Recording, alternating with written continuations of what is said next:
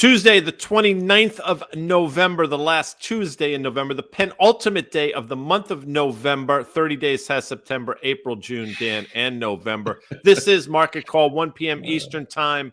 That's Dan Nathan, a very upset guy, Adami here. Ranger hockey at this sort of quarter pole, not going particularly well. We'll talk about that later in the show, I'm sure. But this episode of Market Call brought to you by CME Group, where risk meets opportunity, and obviously FactSet, our data partners. We use all of their charts, all of their graphics. It's wonderful. Dan, how are you? I'm doing well. You are in a mood these last few days here between your Giants, your Rangers, your Yankees about to lose the Judge. It's not a pretty time for you, guy. But here's the thing, okay? It hasn't been a pretty time. I think this post-holiday malaise that we're seeing in the markets, I don't know, man. We got Jerome Powell tomorrow speaking. I would be really surprised if there's something that comes out of his mouth that kind of, gets the market ripping higher. I just don't think he's going to foreshadow the thing that bulls want to hear, that they are going to really, I don't know, kind of slow down at least the pace of hikes. You brought this up. It's like, fine. We all know. We look at the CME Fed funds tracker here. We see that 75 basis point hikes are off the table now. But really, it comes down to quantitative tightening, right? I mean, this is really the issue. So if you're taking liquidity out, it gets to be a more difficult environment for risk assets. Balance sheet runoff. And to your point about Jerome Powell, the question you have to ask yourself is this: nothing's broken out there. The credit markets are not broken. Unemployment rate is still at historic lows. I mean, the stock market, listen, it's sold off, but it has not crashed by any sense. Individual stocks have, but that's happened over the last 18 months or so. The commodity markets have sort of eased up a bit. So why in the world would he be anything but hawkish tomorrow? If you think about it, the market and all these different asset classes has given him air cover to do exactly that. So if he could speak hawkishly and continue to sort of jawbone this thing, if I were in that seat, that's exactly what I would do. At this point, to turn dovish or turn neutral does not make a lot of sense given where all these asset classes are. Yeah, no, I think you made that point really well. I mean, it would be a different story if the S&P was down near the lows of the year where we were just 5 or 6 weeks or so ago. But it's interesting, because I think there's I don't know about you. If I'm a bull and I think that there's probably maybe the recession's not going to be as bad as people expect, and maybe the geopolitical issues as it relates to the war in Ukraine, maybe that dies down a little bit. Maybe we see some easing of the supply chain stuff. Maybe we see China come out of the zero COVID. Maybe we don't see some sort of provocation with Taiwan. I mean, the list goes on and on, right? So maybe that doesn't happen. If you think that after a really difficult year for global equities, that 2023 could be the year where we get back on our horse, if you will, you don't really want to see the market rip into year end, right, guy? I mean, let's just be honest here. That's a bad setup. Yeah, I agree with that. And yeah, 100%. And he's tried his best to talk down asset classes. And it's worked around the edges on some, clearly. I mean, energy sticks out like a sore thumb, and some of the base metals and some of the soft commodities as well.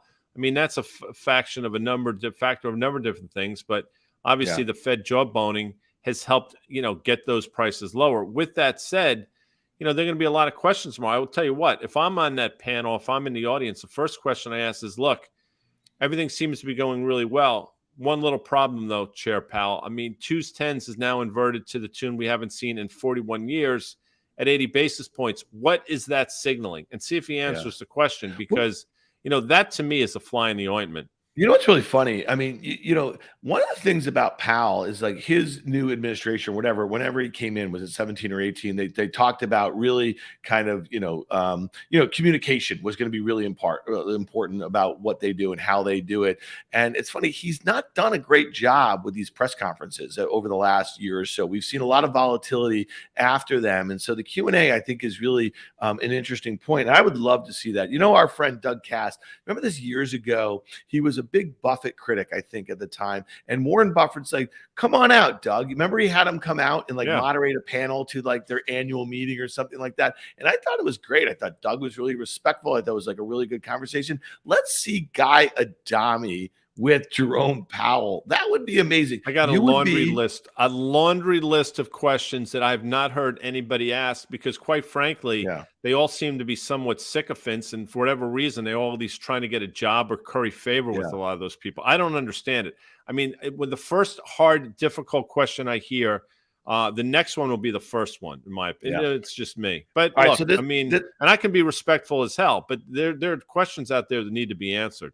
all right. So regular viewers of Market Call, listeners of On the Tape, and obviously viewers of CNBC's Fast Money for the 38 years that you've been on, I mean, they know that oftentimes you kind of make like wisecracks to an audience of maybe one, and that one is often you, right? Like, so you like Which is enough. yeah, you kind of crack yourself up. But every once in a while, I'm sitting on that desk and I'll hear you say something and I'll just kind of LOL, a little bit. So a few weeks ago, I can't remember what it was. You were like, Mel, excuse me. I think you were remote. I was on set. You're like, I have to make some hedging trades. And so you were obviously referring.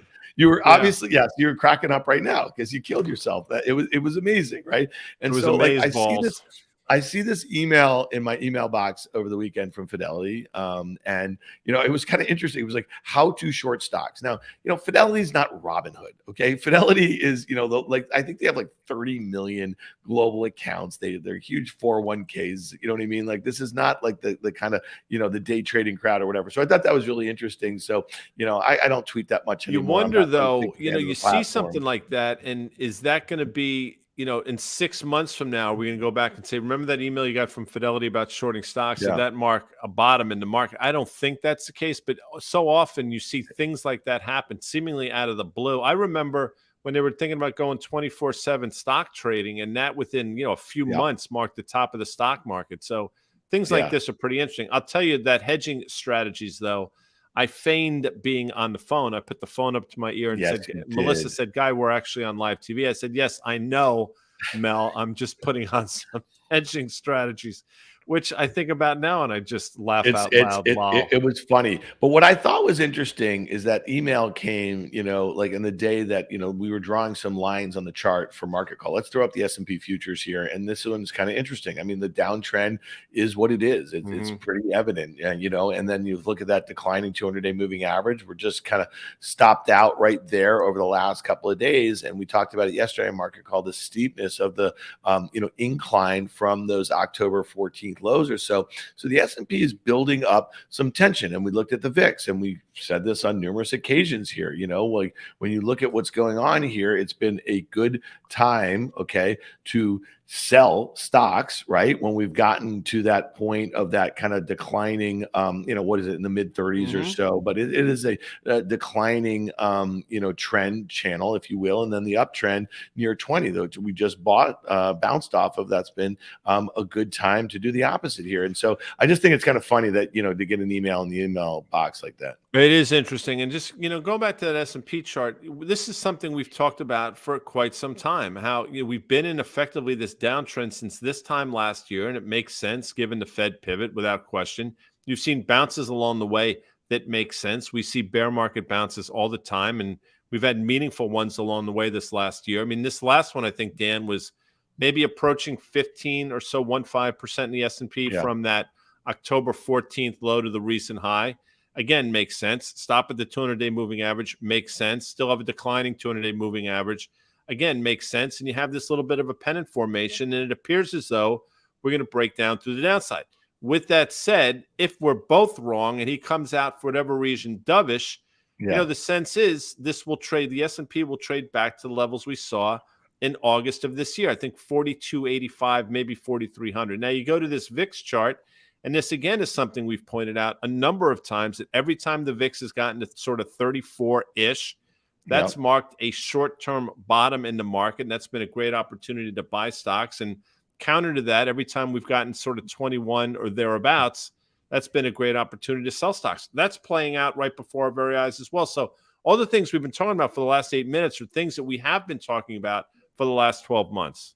Yeah, so let's just be really clear about this, okay? So December 14th is the Fed's last meeting of this year. We already threw up the CME Fedwatch tool, and it looks like it's going to be 50 basis points after 4 consecutive 75 basis point hikes, okay? So tomorrow, Fed Chair Powell is speaking. We do have the November jobs report on Friday. Now we have to go back a couple weeks and recall just how explosive, right, the S&P reacted, or the broad market in general reacted to data, okay, that signified that maybe inflation was coming off, which would give Fed the sort of cover, right, to kind of decrease the pace in which they're hiking. So how could we be wrong near term? Just I want to be really clear here. I have a position. I'm short Qs and I'm short SPY, and it's a short term sort of thing. I'm also have a position where I'm short yields, but it's not a massive conviction sort of thing, because if Chair Powell tomorrow is a bit more dovish than like anyone's expecting, it's because he's got to look at that November jobs data, which means that the jobs data is basically a little worse. Unemployment's ticking up, and therefore maybe that's why he's going to signal that. And then we're going to get to a quiet period for all the Fed speak, and we're going to have that Fed meeting, and then we're going to have inflation data. We're going to have CPI and PPI and a bunch of that stuff. So that would be the one scenario. It could be, Guy, a perfect storm. And if you look at the tension that's building on that technical level, I just want to kind of lay that out there. So if you have conviction that things are going to get better, then you basically have, a really good shot of playing for those August highs, but you have to be convicted of that. Yeah. Well, and then if under those circumstances, the VIX probably has a 17.5, 18 handle, and it breaks that sort of small term uptrend line that we drew, and that downtrend line from November gets broken, and we trade back to the August highs in the S&P. Yeah, it could absolutely happen. And again, I said this yesterday, I'll say it again. It's somewhat counterintuitive, but if you're bullish in the market, which 99% of the people want to be or need to be, you're hoping for a really bad jobs number. Bad meaning unemployment ticks higher, not lower. So we'll see. We have a question from Jim, and this is interesting. I think the TLT, if we can pull it up, is trading 102.60 or thereabouts, but he asked, would you add here? And the short answer is, I think you can. I still think 10-year yields go down to 3.5%. I think that suggests TLT somewhere between, I think, 115 and 118 or thereabouts. That's how I would play it. Dan, I know you have a similar view. Yeah, I mean, listen, at the end of last year at this time, the TLT, topped out around 155. It got as low as, I think, 92. You were saying I'd be a buyer there with both hands, Guy. I was buying the GOVT, and I was buying it, also getting long calls in that. It's got a nice run here. You look at the steepness of that downtrend, and you're getting to a point where if there is any indication that yields should come in, and then if you do see the 2-year start to come in a little bit, it's going to be a bit of a free-for-all, in my opinion. So again, I have the position on. I actually rolled a portion of it out to January. I think this is going to be a thing that continues on into the new year.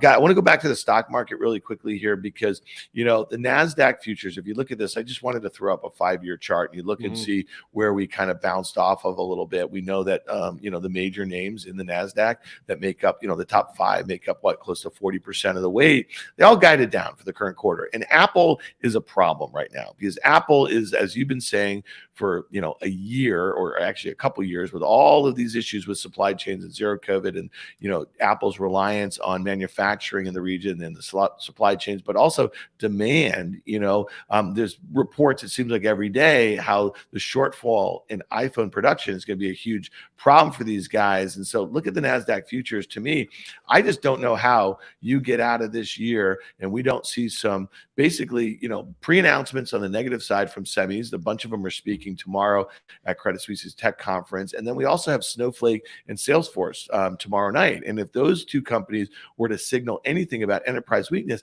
I just think the NASDAQ gets into that support zone from where we bounced, and maybe round trips back to the pre-pandemic highs sometime early next year's thought on the NASDAQ futures. I think that's exactly right. I don't want to say anything's a foregone conclusion, but that if you go back and look at sort of the middle of this chart where the green lines start, those are the pre-pandemic highs. And so past resistance becomes support. And I think that's exactly what's going to wind up happening here. Obviously, Apple is a huge component of it. We might as well throw an Apple chart up real quick, because it's been under pressure. And again, I find fascinating. We talk about this all the time. There are people, that buy Apple, don't trade it. I totally understand that when it's making new all-time highs. But this is also a stock over the last 5, 6, 7 years that you've seen 25 to 40% declines off highs. And are we in the midst of one now? Well, maybe. Here at 141.25 has not traded particularly well. You could say we made a run to those highs, failed, And now it looks like you want to retest that sort of 129.5, 130 level. Yeah. And if you go all the way back, that green line is exactly right. I mean, I think that's where your ultimate support is in Apple. So again, it's not to cast You know what that aspersions. is, I don't Guy? care one way or another, but I mean, Apple looks like it wants to go lower.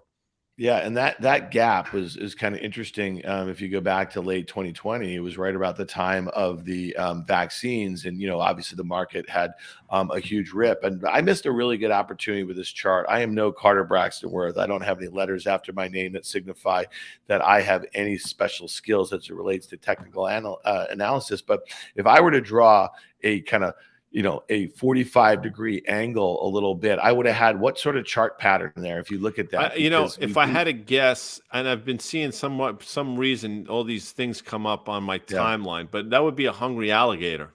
Correct. That would be a hungry alligator. And part of it is that rising 200-day moving average, that you see down there would have been, the tongue of that hungry alligator. But again, I do think it's interesting that, Apple is really pressuring the market. We had the 5-day chart that the guys threw up there quickly. I mean, there's been legs lower in the market, and a lot of it has had to do with Apple. So it'll be interesting to see. This goes back to early 2019, guy. Do you remember the second day of the trading year? I think it was like Jan 2nd or Jan 3rd, Apple pre-announced because of China. And again, in 2018, when the Fed was raising rates, one of the reasons that was kind of like just, lighter fluid on that fire a little bit in the last couple months of the year was a China growth scare. And we have that same situation where rates have gone up much more dramatically right now. We have weaker growth in general. And China, there's no indication that it's opening anytime soon. And, it's interesting. I'll just mention this, and this is not me, coming at him whatsoever. I follow Jim Cramer on the Twitter. He's been really adamant about, just, hey, listen, if you're trading the U.S. market, why do you care what's going on in China? And, I disagree with that respectfully, because again, a lot of these massive U.S. multinationals are still very dependent on not just manufacturing and supply chains, but also at some point that consumer reopening, right, for the demand. So to me, I think they are attached at the hip. And I wonder if we'll see an Apple pre-announcement at some point between now and the end of the year. Well, I mean, would it be crazy in this environment to get that? I mean, the smoke has been around for a while in terms of the potential for that. Just haven't sort of heard from Apple. Although, listen, the guidance they gave last quarter was not particularly good. And look at the Apple chart real quick. Yeah. The last time we took a run at the 200-day moving average, and Dan, you're a big believer in mean reversion. I mean, it was the spring of 2020, I believe. And it actually didn't even get close then. You really got to go back a year before that, where we really took a shot at the 200-day moving average. So at a certain point, you do get mean reversion in a lot of these things. And the fact that we haven't seen it test the 200-day in that period of time, to me, is something to keep in mind. I mean, at some point, all these things do mean revert, and Apple's not impervious or immune to any of that stuff. Hey, just by the way, I don't think that's the 200-day. I have the 200-day. We just have a little chart foul here. Sorry, people. The 200-day is up there at 154, so it's below it. And yeah, that's my bad. But again, I mean, that is a moving average. I don't know which one it is. But I got to get my fact set head on straight here a little bit. But Kai, let's broaden this out a little bit, because again, we're spending a lot of time talking about China, and that's why I brought up that before. To me, it is important. It's been the source of large bouts of volatility. Go back to 2015. Remember in the summer there, again in 2018. And right now, I mean, think about what the global economy would be doing if China was not under zero COVID. We can just look at commodities, like throw up the crude chart here. I mean, I believe that the crude chart, and I think you probably agree with me, the reason it just made a new 2022 low is because China's economy is not back online. It should be trading better. Yeah, no question about it. Listen, and again, the call you made in the spring on the back of the commodities was fantastic. It's interesting, though, that the commodities have been under pressure. The stocks have held in there. Jeff Mills spoke to that last night on Fast Money, but here we are. And this is a really important level. I mean, the reversals we've seen over the last couple of days are something to keep in mind. Again, they push to the downside, seemingly the downside's been rejected. And again, you got to believe that OPEC's going to come out with some supply cuts at a certain point, given where the price is. So it's hard to, you say it all the time, it's hard to push shorts when you're at these types of levels. I mean, to me, if you've been enjoying this move to the downside, now's the time to be taking money off the table, and probably the discipline suggests you cover your short. But there'll be aggressive people out there that think crude has a lot more to go on the downside. I'm not one of those people, though. Yeah, well, back it out a couple more years though, Guy, and you look at the crude chart here, and again, it's gotten back to this kind of level where that was the kind of high, the late 2018 high, which I think is interesting because again, we just talked about that period. What was going on then? The Fed was raising interest rates. There were Chinese growth scares, and look what crude oil did. I mean, it sold off from where we are right now, 76, 77, all the way to below $50. And really, once it recovered, 2019, it just kind of went sideways. And then we had this black swan event, which was the pandemic. And so again, this chart is just so mangled. If you look at the highs up there at 135 and the lows we know are negative, what is the midpoint between negative 20 and 140 or whatever? It's kind of where we are right now. And maybe that's where it should be. Yeah, that all makes sense. I mean, maybe this is the right price for crude oil. And now, outside of or absence any news or any geopolitical event, I mean, this could trade sideways for the foreseeable future. I mean, one thing that's been interesting, I know you want to talk about the Shanghai index, maybe Alibaba as well. I mean, these Chinese stocks, say what you want, to your earlier point about Jim Cramer, they've been great trading vehicles. And really quickly, pull up an Alibaba chart, because I think we did a great job with that as well. We talked about it back in July. I think it was the 4th of July, saying how this stock had a 35% run in it, and that proved to be correct. And we talked about it on October 21st, the day the stock traded down to 58 and change on 100 million shares. I think it closed that day at 62.5, 63, and we said, this is another one of those situations. I bring it up because we're still in this very well-defined downtrend. Now, we'll see what happens if we break. But again, my point is not being an investor in these names, but being a tactical trader. And in terms of Alibaba, it's given you all kinds of opportunities. All right, so let's talk about this for a second here, Guy. And I'm kind of conflicted on this one. I think the way you lay it out as a trading vehicle makes a lot of sense. Take the name out of there and just think about it from a sentiment standpoint. Look at some technical indicators, and you'd say, and Carter just had a note out on Worth Charting earlier today saying he thinks that the K-Web, which is an ETF that tracks the Chinese internet, is about to turn here. And if you look at the FXI and the steepness of that decline, I think we have a couple FXI charts here, and large internet stocks make up some of the biggest holdings of the FXI. They look like they're ready to turn. But I guess the question I have is, you've been trading a lot of macro, for years, for decades, right? And you look at what's going on with us. I mean, there's a good chance that we are like in a legit war. We're easily in a cold war with China right now. No right? question. So as an American, and again, you made this point. I love it when you do this, like that for some reason people think it's un-American to short stocks. You know what I mean? Is it un-American to buy Chinese stocks? Now, granted, are we supporting the Chinese economy by doing that? No, not really, at the end of the day. But lots of US multinationals are dependent, again, we just said this before, on Chinese demand. Look at a company like Tesla. Tesla doesn't have the valuation it does if people don't think there's this massive opportunity for them to sell and make millions of cars in China. Yeah, that's a great question. Is it un-American to trade and profit from China? Absolutely not. I actually think it's extraordinarily American. It embraces everything that capitalism about, the same way shorting stocks is not un-American either. I mean, I think some of the greatest people over the last 20 years in terms of what they've done for the market are people that have tried, like Jim Chanos, that have tried to point out some flaws in individual companies and sometimes broader markets. They're the ones that have the rigor to point those things out. And to me, that's what capitalism is all about as well. So no. And in terms of trading these stocks, or what type of situation are we in with China?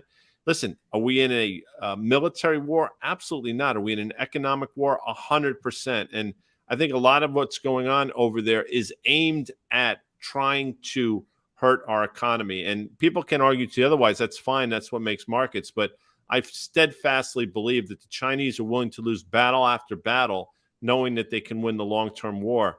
And we're not sort of wired that way. This society is wired for, instant gratification, whereas they have time frames of 25 to 50 years. That's a tough adversary to beat. Yeah. Well, it's interesting. I want to throw up the Shanghai Composite chart. This is going back about 10 years, right? And so the Shanghai is kind of, well, the first one, this is a 1 year chart, and you see it kind of banging up against or about to. It had a big up day. I think there's this back and forth between, are China, are they going to kind of ease, some of their COVID-19 policies? People keep referring to them as draconian. Do you ever use that word draconian? It seems like a word. To time. But it seems like a word. It's just like, are you just trying to sound really smart? You know what I mean? Because like half the audience, they don't know what it means. You know what I mean? Like every once in a while, you kind of Google a word. You think you know what it means in some sort of context, but maybe in a different context, you don't. And that one, I just think there's probably simpler words with fewer, kind of syllables. How about like severe, consequential? Drastic, you know what I mean? Aggressive, drastic, which is probably like draconian, the derivation of like, draconian. I start thinking about Dracula, and then I start thinking about. No, you know what I think of? I'm sure some of our viewers will. I'll think of like Drakkar Noir. That's like two Ks in there. Did you stop wearing Drakkar probably like in the early aughts at some point? You probably like rocked that right no, to the 80s, into the 90s. That's an early 80s thing for sure. That, and there was something called gray flannel, I believe. A lot of people had Paco Rabanne back in the day. Yeah, but Drakkar Noir, talk about the sort of repellent, like the repellent of getting anything, as a teenager. Like that would be it, right? You know what I mean? Just kind of put that stuff on there, and everyone, every female, from like a mile radius, they're just keeping. That's like that scene from Anchorman when he wears that. Yeah, whatever.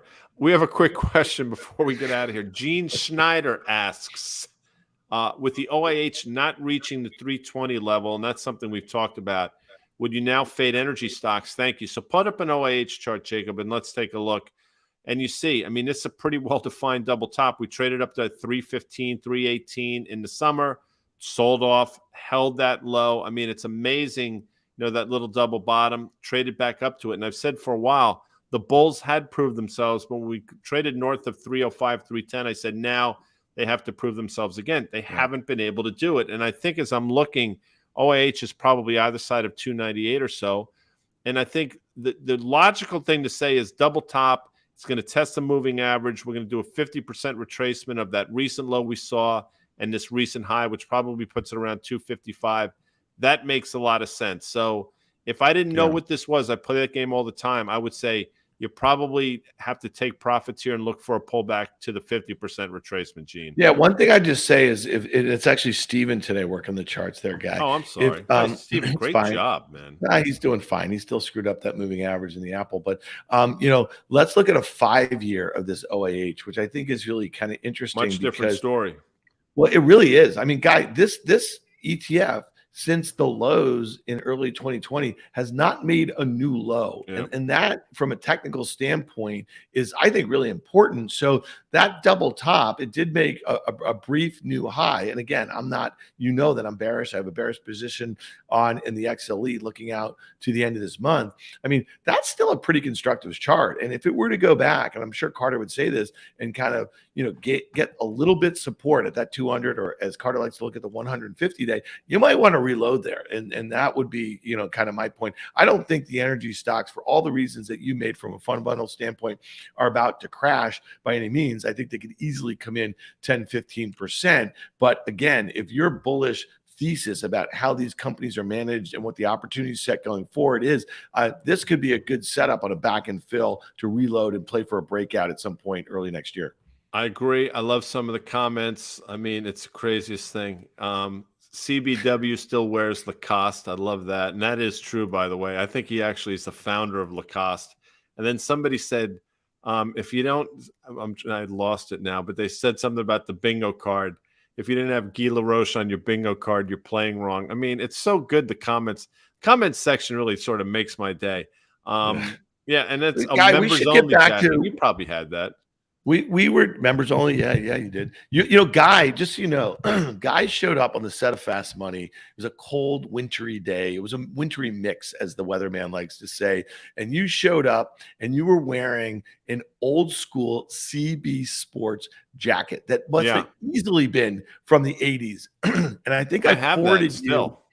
Yeah, well, yes, this was just like, a few years ago. It was pre-pandemic, and there was a story somewhere on the mainstream media. So I don't know if you can trust it, people, but it was talking about how CB Sports is about to come back here, and I thought that was amazing. Like, it never went out with you, but it's about to come back for the rest of us. Of course it is. If you wait long enough, everything comes back. And I do wear that when I do go skiing.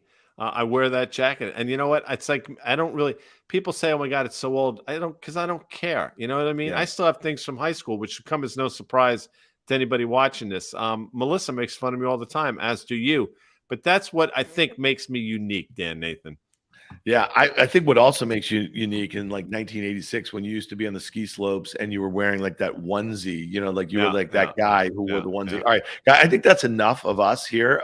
We should probably get out of here and thank our fine sponsor, CME Group.